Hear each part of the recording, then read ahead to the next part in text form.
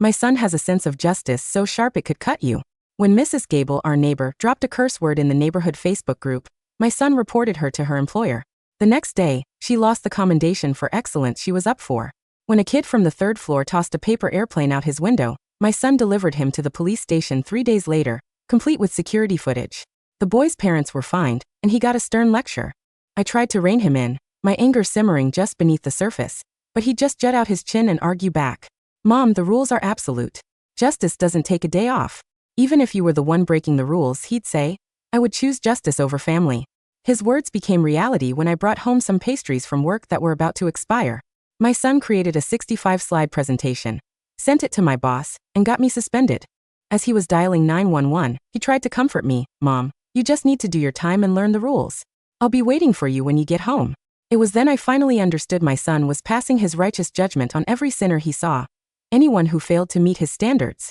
But what he didn't know was that I had found him abandoned under a bridge, and I never filed a single piece of legal paperwork to make him mine. The police car arrived while I was still sitting on the couch staring blankly at the suspension. Noticed the flashing red and blue lights pulse through the window, painting my face in shifting, silent strokes. Ethan opened the door. He stood ramrod straight, like a soldier at attention. Officers, that's her. She embezzled company property. He pointed at me, his voice clear and unwavering. I looked at him. This boy I had raised for 18 years. His eyes glittered with a light that was almost fanatical. It was the fire of justice. 2 officers stepped inside, their expressions a little strained. Ma'am, Lynn Miller. You'll have to come with us. Ethan followed them, adding more details. Officers, here's the evidence I've compiled. It includes security footage of her taking the pastries, the company policy against taking expired food, and a recording of her admitting to it. He handed them a flash drive, his presentation neat and orderly. I was taken away. As I walked out of our home, neighbors peeked out from their doors, pointing and whispering. Their murmurs felt like needles pricking my back. Look, that's her. The one whose son turned her in. I heard she stole from her company. What a disgrace. I kept my head down and got into the police car. I was at the station for 3 hours. Finally, my boss called the police and explained it was all a misunderstanding. The pastries were about to be thrown out anyway, and the company had intended to give them to employees as a small perk. They wouldn't press charges. Choosing to handle it internally, they let me go. The night air was cold as I stepped out of the police station. I called my boss to apologize. There was a long silence on the other end of the line. Finally he said, Lynn, just take some time off. We'll be in touch. I understood. It was a gentle way of firing me. I dragged my exhausted body home. The door was unlocked. When I pushed it open, the acrid smell of disinfectant hit me like a wall. In the living room, all of my things, the throw pillows, my favorite teacup, a few magazines I was reading were piled into a large black trash bag by the door. Ethan was wearing rubber gloves, meticulously wiping down the handle of my bedroom door. You're back, he said calmly. I disinfected the house. I've disposed of anything that didn't meet sanitation standards. I rushed over and tore open the trash bag.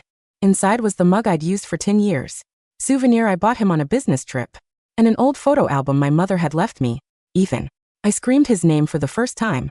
What gives you the right to throw away my things? He pulled off his gloves. His brow furrowed. Mom. These items were either breeding grounds for germs or useless clutter.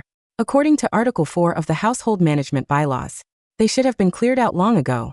What damn bylaws? I was trembling with rage. I wrote them myself, he said, picking up a stack of printed papers from the table, to make our home more orderly and efficient. You violated Article 17, arbitrary accumulation of clutter. I stared at his face, flushed with righteous excitement, and the world began to spin. I hadn't raised a son. I had created a cold, unfeeling machine that only executed rules. The next day, I went to the bank to withdraw some cash, planning to get away for a few days to clear my head. The teller informed me that my account had been frozen. I just stood there, my mind a complete blank. Why? Ma'am, we received a notice from the IRS to freeze the account. They said you're under investigation for potential tax evasion. The IRS? A roar filled my ears, and I immediately knew it was Ethan. I have a small hobby. I make and sell handmade jewelry online. It never made much money, just a little something on the side. I'd never even thought about reporting it for taxes. The notebook where I kept my accounts was in my bedside table drawer. I ran home like a mad woman. Ethan was in the living room, reading a book titled Foundations of Law. The sunlight fell on him, making him look so clean, so pure. I stormed up to him, my voice shaking my bank account. Was this you? He looked up and adjusted his glasses. Mom, paying taxes is the civic duty of every citizen. Last July your online store had a special edition piece that sold very well. Your income for that month exceeded the $500 threshold for exemption. You were supposed to declare and pay $8.50 in income tax for that month. But you didn't. I simply reported this fact to the IRS. It's up to them to decide. For $8.50. I was practically freaking. You reported me for $8.50? It's not about the amount. Closed his book, his gaze as calm as still water. It's about the principle. You broke a rule. Even for a penny, it's still a stain on your record. His tone was so casual, as if he were discussing what to have for dinner. Do you have any idea what that money means to me? I screamed. It's how we live. It's your college tuition. Then you should have made sure to earn it legally. He was completely unfazed. Mom, don't let money warp your sense of right and wrong. I stared at him, my heart clenching with a pain so sharp it took my breath away. Just then my phone rang. It was my brother, David. The moment I answered, his furious roar erupted from the speaker. Lynn, what the hell have you been teaching that kid? That little bastard. He reported me my brother's daughter. My niece had a sudden violent stomach flu in the middle of the night. In a panic, David had gotten verbal permission from his boss to use a company car to rush her to the emergency room. It was a one-time thing, an emergency. My boss even approved it, and said we could sort out the paperwork later. David yelled, he took pictures, didn't even say a word to me. He just sent a report straight to the ethics committee, accusing me of misusing company property and embezzling state assets. I'm suspended pending an investigation. Are you happy now? I clutched the phone, my hands and feet turning to ice. David, I'm so sorry, don't you dare say sorry to me. You need to control that son of yours who turned on his own family. He slammed the phone down. I looked at Ethan. There wasn't a flicker of guilt on his face. Uncle David did something wrong. He should face the consequences. That's your uncle before the law, he said. There are no relatives. He finished speaking, looked down and went back to his book as if we had been discussing a new story about strangers. My entire world was being systematically dismantled by him. One of his so-called rules at a time. The story spread like wildfire. I became a neighborhood celebrity. The foolish woman who got caught stealing from her company and raised a son with no loyalty to anyone. Neighbors who used to greet me warmly now crossed the street to avoid me. Their eyes filled with contempt and a cruel sort of pity. My online shop for handmade jewelry was permanently shut down by the platform for suspected regulatory violations. My only source of income was gone. I locked myself in my room, too afraid to go outside. I tried to reason with Ethan. I pulled out our old photo albums, pointing to our smiling faces. Ethan, remember this? This was our trip to the ocean. It was the first time you saw it. You were so happy you couldn't stop jumping. Look at this one. You had a high fever, and I carried you on my back for 3 blocks to get to the hospital. You hugged my neck and told me I was your superhero. I thought these warm memories might awaken some sliver of affection in him. But he just pushed the album away, his expression cold. Mom, don't use emotional appeals to distract from the issue. We are discussing the mistakes you've made, not the past. Appealing to emotion is the lowest form of debate tactic. His words were a razor-sharp knife, severing my last thread of hope. He even taped a code of conduct for household members to our front door. It listed dozens of rules. Absolute silence must be maintained after 10:30 p.m. All trash must be sorted and taken out by 8 o'clock p.m. Daily consumption of snacks in the living room is forbidden outside of mealtimes. Beneath each rule was a corresponding demerit system. Under my name, there was already a long list of violations. November 12th, failed to take out the trash on time, 2 points. November 13th, ate an apple while watching television in the living room, 5 points. November 14th, shower exceeded 15 minutes, wasting water resources, 3 points. Looking at that piece of paper, I didn't feel like I was living in a home. I felt like I was living in a prison managed by my own son. And I was the only inmate. I started having insomnia, lying awake night after night. When I closed my eyes, all I could see were the scornful looks from my neighbors, my brother's furious shouting, and Ethan's perpetually correct, ice-cold eyes. I lost weight rapidly. Within 2 weeks, I was a ghost of my former self. One night, I got up for a drink of water and saw a crack of light under Ethan's door. He was awake, staring at his computer. On the screen was his 65-slide presentation. He was still perfecting it. Under the section titled Evidence of the Mother's Transgressions, he had added a new entry. Subject exhibits poor moral character. Has engaged in tax evasion and attempts to use emotional attachment as a shield to evade responsibility. In that moment, staring at the blue light of his computer screen, something inside me didn't just break, it calcified. Subject. I whispered. Not Mom. Subject. I retreated to my room.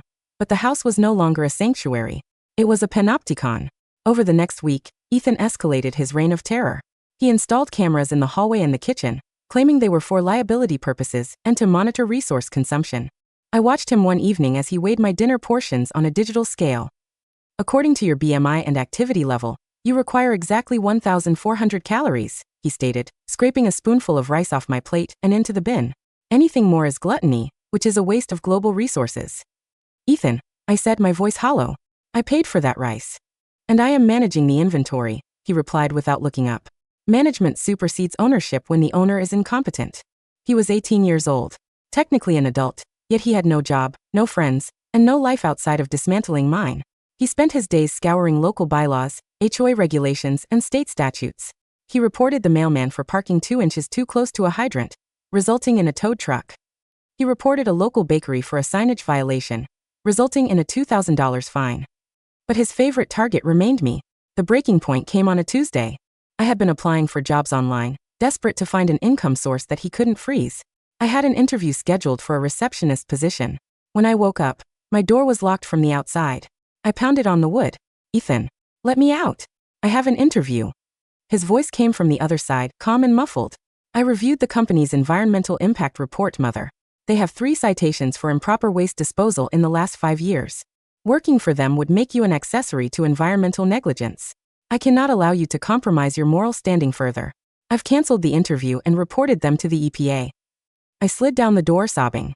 He wasn't saving me from sin. He was burying me alive. That afternoon, he unlocked the door to let me use the bathroom, timed 3 minutes. As I walked past his room, I saw his whiteboard. It was a timeline. Phase 1 rehabilitation. Phase 2 asset seizure due to mental incompetence. Phase 3 institutionalization. He was planning to have me declared mentally unfit. He was documenting my emotional outbursts, my crying, my paranoia, my fear of him, and my financial irresponsibility, the tax error he reported. He was going to lock me away and take the house, the one thing I had left, to use as his base of operations for his crusade of justice. I went back to my room, sat on the edge of my bed, and stopped crying. The fear evaporated, replaced by a cold, hard clarity. Ethan loved the law. He loved rules. He believed that paperwork defined reality. I reached under my mattress and pulled out a small, rusty metal box I had hidden there years ago. Inside wasn't money or jewelry. It was a lack of things.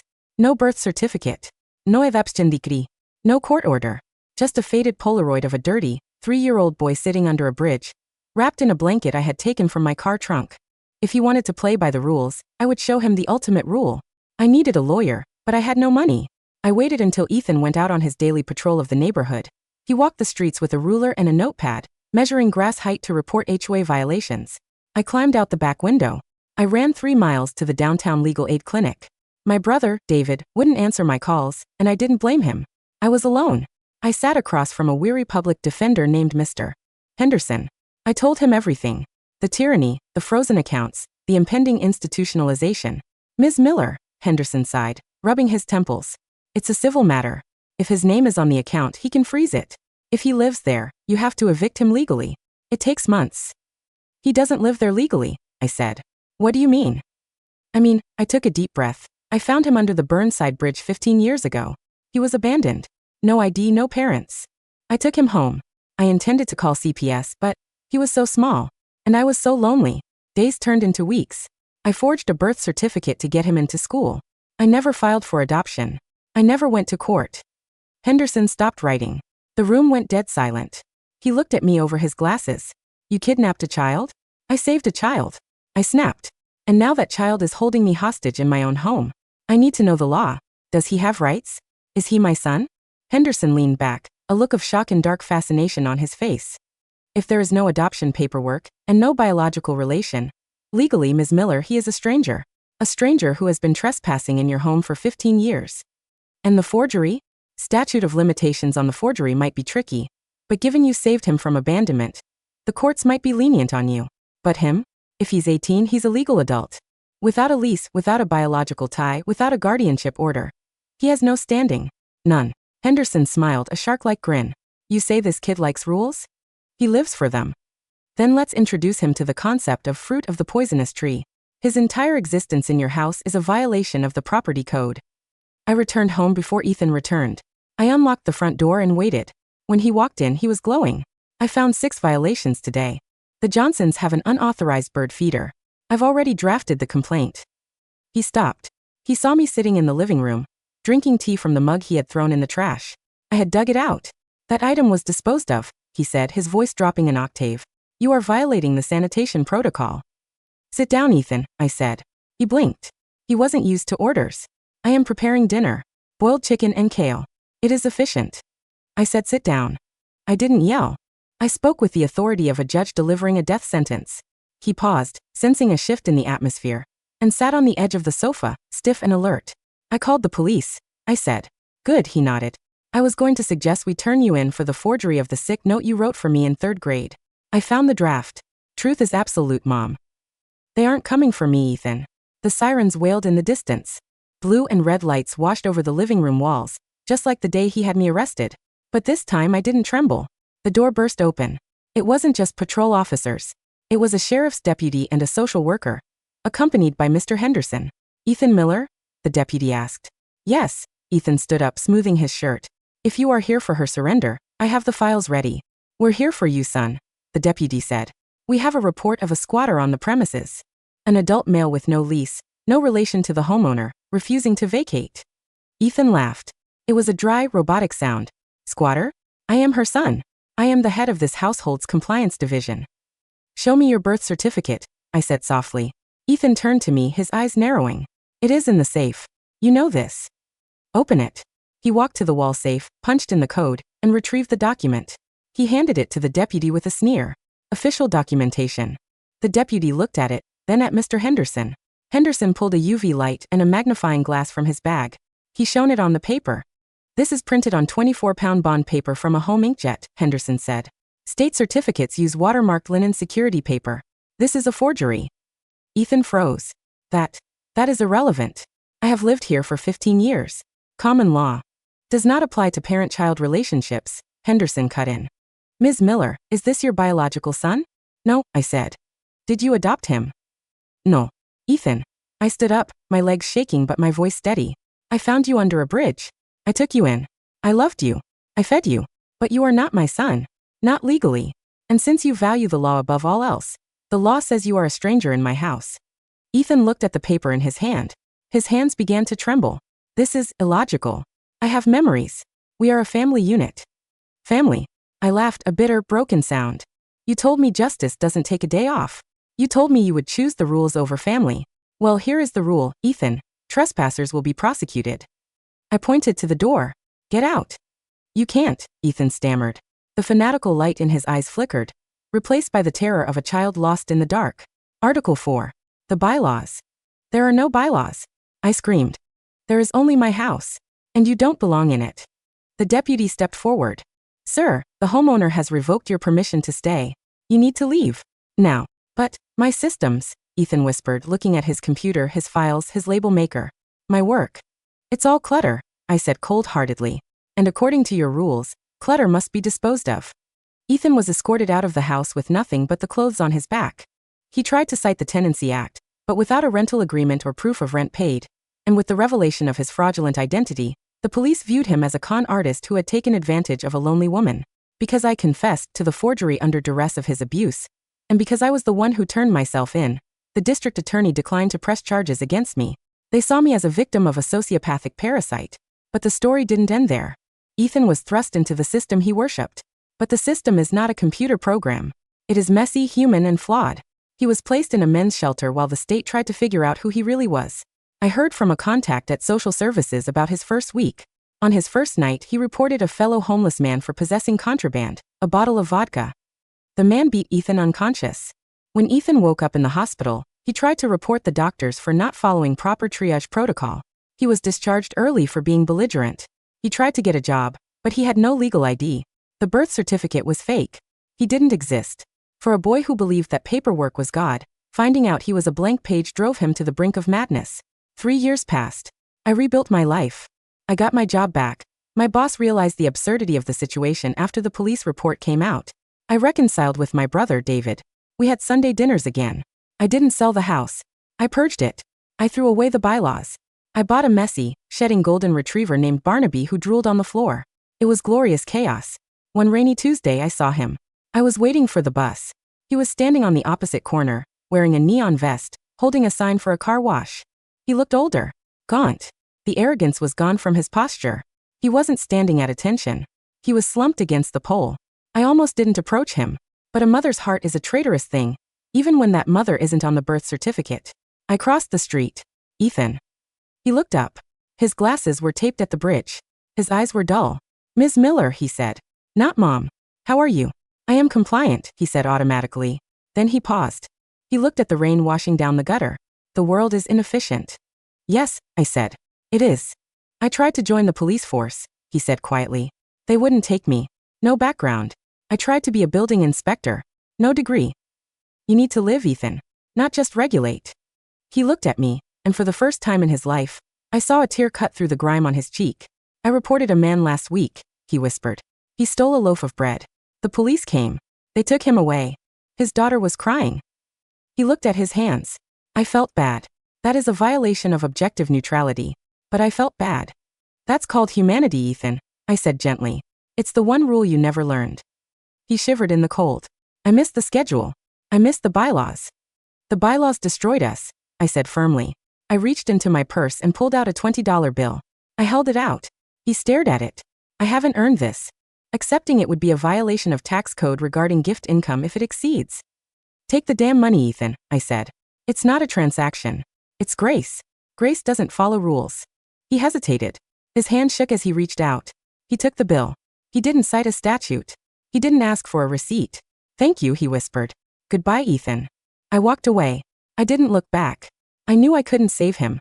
He had to learn to survive in the gray areas of life, the messy, unregulated spaces where love and forgiveness live. I got on the bus and watched him through the window. He was standing there, clutching the $20, watching a jaywalker run across the street. His instinct was to yell. I saw his mouth open.